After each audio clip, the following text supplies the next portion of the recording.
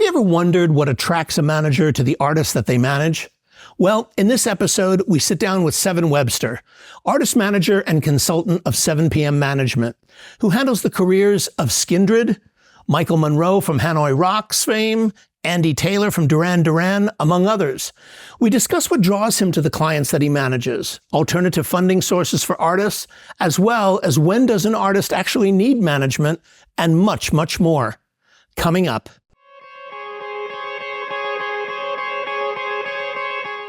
This episode of the MUBUTV Insider video series is brought to you by the Music Business Registry. The Music Business Registry is the leading music industry publisher of the most up-to-date contact information for major and independent record label A&R, music publishers, artist managers, music attorneys, music supervisors, and much, much more. The Music Business Registry is the trusted industry standard and source serving the music business community for over 30 years with the most accurate and up-to-date contact information available. Their titles include the A&R Registry, the Film and Television Music Guide, the Music Publisher Registry, and the Music Attorney Registry. All of their publications are available in PDF, CSV, or online subscription. Visit musicregistry.com and use coupon code MUBUTV10 at checkout. That's musicregistry.com, coupon code MUBUTV10. When you're ready to put your music to work, musicregistry.com. Hi, we're coming to you live from Muse Expo here in Hollywood at the Roosevelt Hotel, and we managed to catch up with Seven Webster of 7PM Management. Seven, thank you so much for doing this. I appreciate it. My pleasure. Now, you've been a manager for artists for many, many years, and I'm curious, today, what do you think is the greatest change in the artist-manager relationship? I don't know whether there is a great deal of change. For me, it's a person-to-person business. So I think anything that's about artist management starts with a friendship, to be honest. For me, I mean, I know there are many managers that would disagree and work in a very different way. But for me, if I'm going to work with an artist, I treat it as if I was getting married. And if I met a girl in a bar one night, I wouldn't expect to marry her the following day. I'd like to get to know her a little bit and get to understand and, more about her. And I think it's the same with an artist. I head into a relationship wanting to get to feel that I can manage them in maybe 10 years' time and enjoy working with them on the growth of a career. So for me, it has to be a long-term thing. So when I look to manage an artist, I look at it and do I like the person? Do I love the music? Does it connect with me on a level? And, as for what motivates us, I think there was a good chat by Ash from Sumerian Records at the conference who said that there was something within our inner being that connected emotionally with music. And I think that's, that we don't actually understand, but it's within us. And I think that is, thought was a beautiful and impassioned talk. And for me, that same feeling is important. And then the other thing is, can I monetize it? I don't want to mismanage an artist, so I'm not going to take it on anyone that I would therefore take their career downwards or not give them a living. So for me, that's a responsibility. You're responsible for them. You're responsible for, if they've got a family, them therefore, looking after their family. So, it's food on the table. So all of those things are important to me. So I don't think it's, for me personally, those things haven't changed at all. Those are still my key ethics when I'm taking on a new artist. Okay. Now, obviously in the last 10 years, we've seen such an erosion of the major labels and funding. And I'm curious, from your point of view, what do you think of some of the new funding sources for artists like Sell a Band, Power Amp, some of these other alternative kinds of aspects with regards to funding a career? Are you, as a manager, do you think that that's good or bad? I think any way of funding an artist's career has got to be a positive thing. I think that they're all relevant at different states of a career. And what I try and do as a manager is I go out and I look at all the options. So if Sony are offering me £10 million, then of course that's going to be the one that I lean towards probably.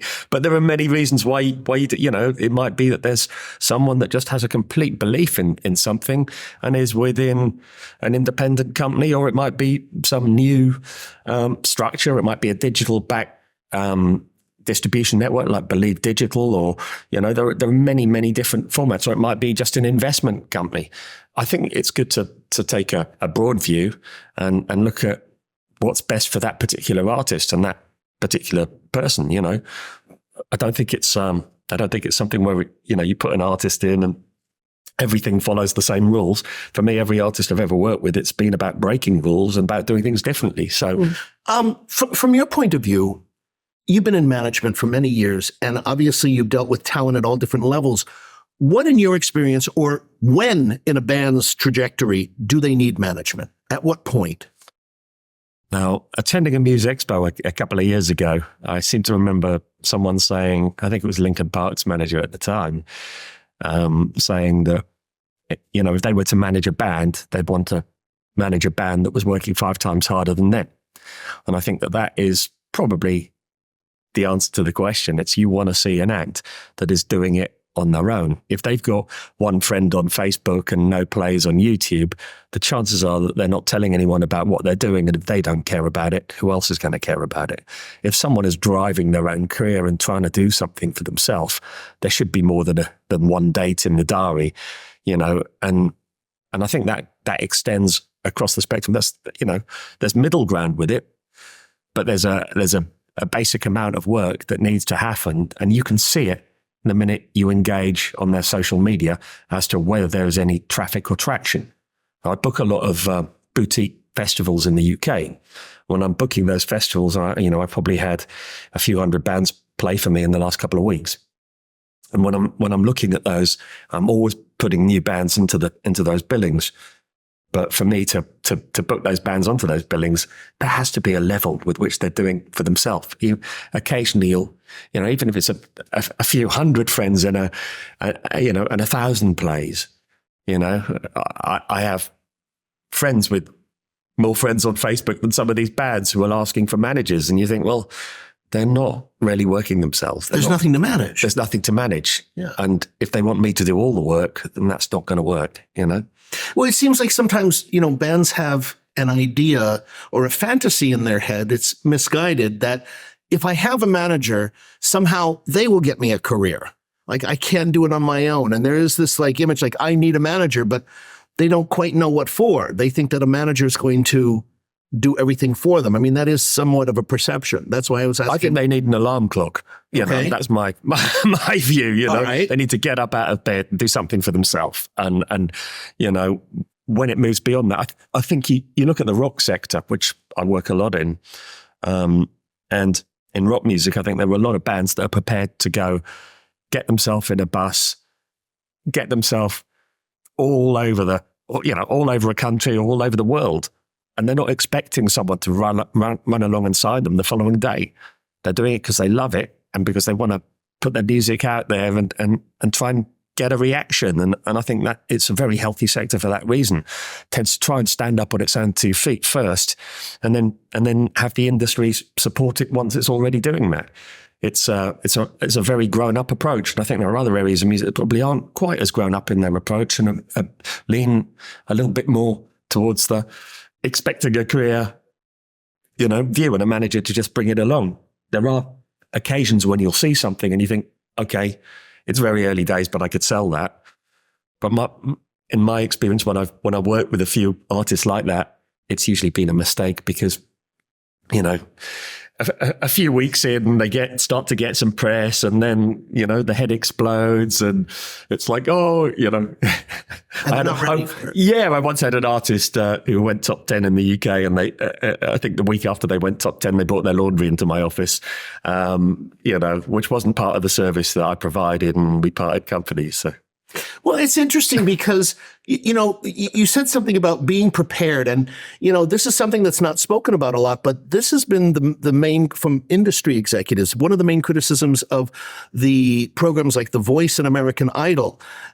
You said that, maybe sometimes you can get the hit in there, but it doesn't last. This is why a lot of people feel that those models don't work, because they get people in there who will have a hit, but who have no experience. They have no base. So therefore, once they have the hit, then it all collapses because there's nothing there. Irving Azoff said recently, and I quote, he says, "We can look at American Idol. There are 110 top 10 winners in the 11 seasons that show has been on the air. And we can count on one hand how many of those 110 who made the top 10 have a music career." Yeah. And that's, people often say, well, why? Well, this, I think what you just articulated seems to be one of the main reasons why, because they don't have the preparation. Yeah, I think there are many reasons. I think, I think what is good TV does not make a career, and also I think with a lot of those programs, they've already signed deals before they even start being on the program that they have to be managed by a certain management company. For me, that in itself is wrong, because some of those artists need the best management company to suit their needs. Maybe some of those TV channels should take a broader view with who manages some of those artists if they're ready to develop and nurture some of the talent that is there. Because I think there is some great talent there. But I look at it and they have this kind of cut and paste record making aspect where the same songwriter gives them the song that's published by the company that owns the TV channel that then, spits it out in like it's being dispensed by a, machine. It's that's a bit sad. But then, I've known like Simon Cowell for many years, and certainly Simon is a great marketeer. I think absolutely brilliant marketeer, over and above anything else. He can look at a TV show, and he was known for it long before the TV programs. He would look at it and go, well, look, if I go to this retail chain and I have a record by this boxer, how many of this would you stock? And they'll say 25,000. Then they'll go to another retail chain and they'll say 10,000. Then he'll input it in that I can afford to pay them this amount of money. And he would say to them, do you fancy doing a record? I can give you X amount of money, whether it is Robson and Jerome or Frank Bruno, or Zig and Zag, or any of these things. So, he's always been a fantastic marketeer. We work in very different ways and respect each other's ways. I think that I was always about doing things that were completely different and taking careers that probably no one understood and trying to drive something forwards that, I remember sitting there working on a DJ called Sasha. And at that time, I remember sitting with the head of Warner Brothers who said, this dance stuff is never going to happen.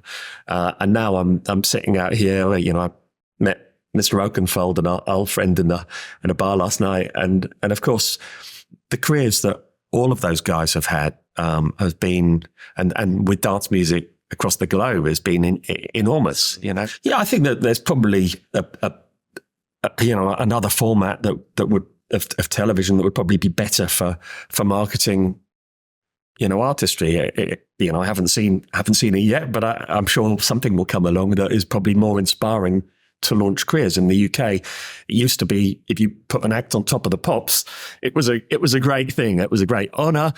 Everybody would tune in and watch, pretty much every week on the Thursday night, and and if you were a band that it was your dream to be on there, and it would show you off, and and if not that, then there was a program called the Old Grey Whistle Test where bands would get to play, and I think that kind of music television has been squeezed out. They would say, oh, it costs too much, or but it was a fantastic format that worked. One was very, very real, and the other was exciting because it gave the chart more meaning. Whereas now, a lot of the time, unless I'm working an act, I tend not to even look at the chart. Whereas it used to be hard to escape it. I still take pride in putting acts into the chart, and maybe what's happening at the moment in the UK with the chart is getting a bit more inspiring because it's weaker. We're getting certainly more interesting acts entering the album chart. As opposed to the singles chart. Yeah. Well, singles chart's dictated by national radio. Mm-hmm. National radio is a format that tends to play a specific area of music. Obviously in doing the Rock Summit, it was to highlight some of this because, while I brought Dan Carter from Radio 1 over, who does a wonderful rock show on the BBC, he's trying to push that music into the playlist. But if I look at the album chart, I'm seeing more and more new and old rock artists go in. I managed Skindred, who are kind of a very left of centre band, ragga metal, probably the most different, or one of the most innovative and different acts you could manage, but they're, loved by, the UK and have become bigger and bigger. And after 12 years, to put them into the chart the other day was a really nice thing to do. And it shows that fan base, brought together, targeting a well thought out campaign without national radio, can still put an act like that into the chart. And I saw an act 3 nights ago at the House of Blues at Blackberry Smoke, who have been around for a good while, but have come to the UK probably for the first or second time, and entered the album chart on coming there with, a well thought out, put together campaign. So I think it's very inspiring. It's an inspiring time, certainly for rock music. That's not to say it isn't an inspiring time for dance and electronic as well. There are lots of other mediums and genres that are good, but the singles chart tends to be dictated by, pop, really. Mm. One of the things that we see a lot of today, and I'm curious to get your take on this as a manager, is the idea of artists. I think of like Prince, I think of Radiohead, giving their music away for free. And I'm curious, in your mind as a manager, what's your sense about that when an artist is up and coming? I think it depends how they give it away. There was a great panel the other day at the Rock Summit, which I'm going to keep on plugging, with Chris Ingham, who's the publisher of Classic Rock magazine. And Chris was saying that I think on this month's issue, they've given away an Australian band, is giving away their album, the whole album free. They're a band called Massive. Now, they're a new band. I don't think they've ever played a show in the UK. I think they came and played a couple of showcasey shows in the US. But other than that, it's very, very early days. But they made a great record, and Classic Rock have stuck them on the sleeve and, put them in front of 100,000 readers. Now, for them to put them on in front of 100,000 readers, play them on their radio station and make enough of a fist of excitement about it that band can now come to the UK, be booked, get traction, start to grow. So, and I think for the label Earache to say, we're happy to give this first album away. We love this band. Let's try and draw, let's find an audience. Let's bring that in. I think that's great. And I think Earache are doing that with a few bands. They did it with Savage Messiah and Metal Hammer. They're doing it regularly. And I think at the start of a band's career, you've got to find a way to get to fans. So I think if done right, it's a good thing. And certainly, again, I'm seeing it happen more and more, and it's a good and inspiring thing. Okay. What advice would you have for bands that are up and coming now who want a career in music? I mean, what elements would you tell them are the most important that they need to be focusing on if they're serious about a career? I think the marketing department for almost any label and for almost any act is the booking agent. For me, the booking agent is the key. I think there are different sort of two levels. One is for a booking agent to want to get involved and to take on a band. I think they want to take a view again at the social media and see that the band is active. If the band isn't active, it's unlikely the booking agent will just jump into it. So I think if the band looks as though there's a plan and a plot and a direction, then that's one thing. And then and then engaging a booking agent, I think is the way forward, because certainly it's a very live-based industry. I think, obviously as record sales depleted, a lot more income was, you would look at the live income as being, much more important, because that's why, that really is the probably the most important aspect, because you're going to sell tickets and then sell merchandise to the fans that are attending and bring them into your space and then have them, and true fans stay with you, So the more that you do that, like whether you're Radiohead or Massive from Australia, you're playing shows, you're bringing people into your world and you're engaging with them. So for me, the booking agent is key. If the booking agent's doing a good job, then the next part is distribution. And if you're out there and touring and playing, and you've got distribution, be it digital, and you're selling physical at the shows, you're moving forwards. And I think that it's the most simple things, but it's just getting up in the morning and driving it forwards, And having that commitment. There are some amazing booking agents, and there are also some great new booking agents, some brilliant new young agents like Inspired Artists Agency in the UK, and Chic Talent, who are here. Lots of other new agents springing up, trying to help bands get shows, move them forwards. Some really valuable pieces of information and insights from Seven, especially for those of you artists who are looking to attract a manager. So, insiders, question of the day. What did you feel were the most beneficial points that Seven made during our conversation with him? Was it the traits that draw him to the clients that he manages? Or was it the alternative funding sources that he sees for artists today? Or was it when he felt an artist needs management? Or perhaps it was something else that resonated with you. We'd love to hear from you and connect in the comments below. Thanks as always for watching this video. Make sure to subscribe to MUBUTV for more information on how to educate, empower, and engage your music career. You can also check out a summary of this episode and everything we talked about in the YouTube description as well. And if you enjoyed this video, we'd really love it if you hit the like button and let us know what other kinds of videos and types of content you would like to see on our channel. Hit us up in the comments below. And we'll see you in the next video.